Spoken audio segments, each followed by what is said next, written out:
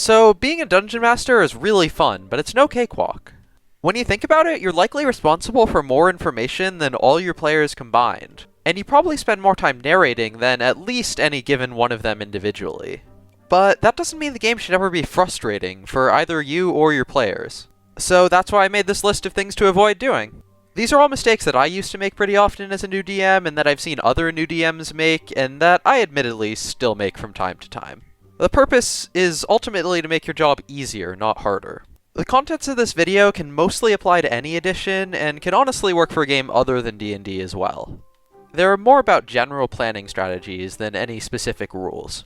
As for myself, I started with 4th edition, so I guess mistake number 0 was not starting with Pathfinder 3.5 instead. But before we get into the proper list, I've got to mention one rules-based error I kept making that was just too funny not to include. If you want, you can skip it and go to the actual first point. So 4th edition spells were formatted using blocks like this, and resisting magic was sort of the opposite of how it worked in 5e. If something was intelligence versus reflex, like magic missile here, that means the player would roll a d20, add their int modifier, and compare it to their enemy's static reflex defense. But what I thought for my first several sessions was that you literally just compared the two attributes on the character sheets, and if the wizard's intelligence was higher than the monster's reflex, it would just automatically hit. So a level 1 wizard with 18 intelligence, which was standard for a primary ability score at that level, could literally never miss a monster that was lower than like level 8. And they said 3rd edition casters were overpowered. Anyway, on to the points that might actually be relevant. My first mistake is going way overboard with homebrew, especially trying to create a new system. At my high school RPG club, I ran a workshop to teach new DMs, and I couldn't tell you how many people said that they wanted to design multiple new classes or even their own game system from scratch. And when I was even younger, I did try to write one up myself, but it never saw anything close to a finished draft, let alone the light of day. This kind of thing is just too ambitious for somebody who doesn't have a massive amount of experience in the hobby. Also, if you haven't been running games for several years and really want something new, I don't see why you'd ever need your own system. If your game can be described as heroic fantasy at all, D&D will probably work just fine. And if it's not heroic fantasy, then there are countless other systems to use, some of which can work in any genre. And if there are a couple of things you don't like in D&D, like if dwarves don't exist in your made-up world, then just tell your players that there are no dwarves, and maybe you can design a single new race to replace them, but there's no need to reinvent the wheel. My second mistake is kind of a caveat to the no dwarves business, and that's limiting the players unnecessarily. It might be okay to exclude something, especially something outside the core PHB, if you feel that it'll really clash with the tone of your story, or if a player is using it to exploit mechanics. For example, if your adventure involves fighting your way to the top of a tall tower, then a flying Aarakocra might cause some problems.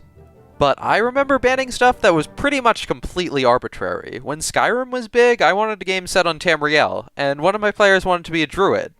I ended up having a long argument with him about how druids didn't exist in the Elder Scrolls universe, even though they probably did.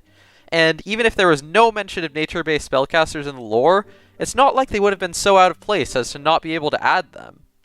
Literally all I was doing by banning druids was stopping the player from having his own fun, which is what the game is supposed to be about in the first place. My third mistake was pretty similar to the first two, and it's emphasizing world building over smaller scale storytelling. Making your own world is a daunting task, and I don't straight up recommend it for new DMs, but I don't discourage it like I discourage making your own game system, since it's a fun process for a lot of people and doesn't require familiarity with game mechanics.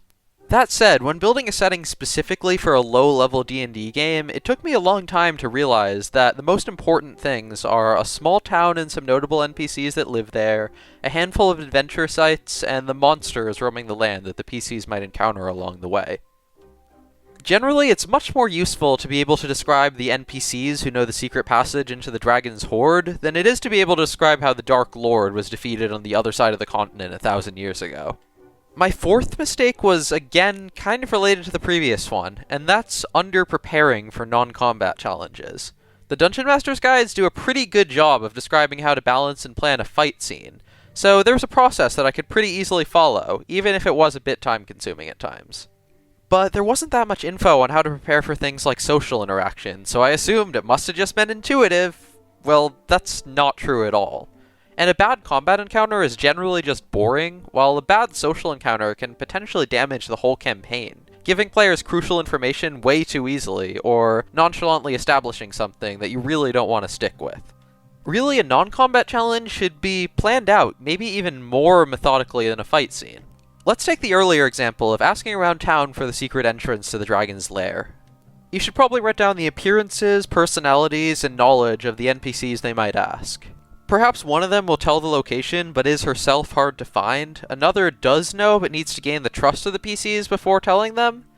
One of them will call the authorities on the PCs, and one wicked soul will just lie and lead the heroes right into a nest of vicious kobolds instead. All of these people are a potential source of useful information with the right skill checks, but the task is complex enough that it'll probably be an actual challenge to get that information. My final new DM mistake is not agreeing with your players on what kind of game everyone wants. It'll be hard to have a great game if you design a straightforward good versus evil campaign and everyone shows up with edgy anti-heroes. Or if one player is trying to take the story seriously and everyone else is playing wacky character concepts like a piece of bread that carries itself using a mage hand. To combat this, I recommend one of two ways to establish better communication between the DM and players. The first is the player-based approach, in which you let your players make characters, look them over, and then design your campaign based on what they'd seem to enjoy, maybe working their backstories into the plot if that's feasible. The second is the DM-based approach, which is what I'd probably recommend for beginners. With this method, just give your players a brief overview of the background and overall tone for your campaign, either online or at an actual dedicated character creation session, face-to-face. Now your players will have an idea of what kind of character to build, and if any of them would really like something to change, you still have the chance to do that. Now, there's still the possibility of a very disruptive player or two, but at this point it's absolutely not your fault, and that might be a subject for another video. So yeah, that's 5 mistakes I used to make that I think new DMs might be able to learn from. If you enjoyed the video, make sure to like, maybe subscribe, especially if you want more dungeons and more dragons. See y'all later!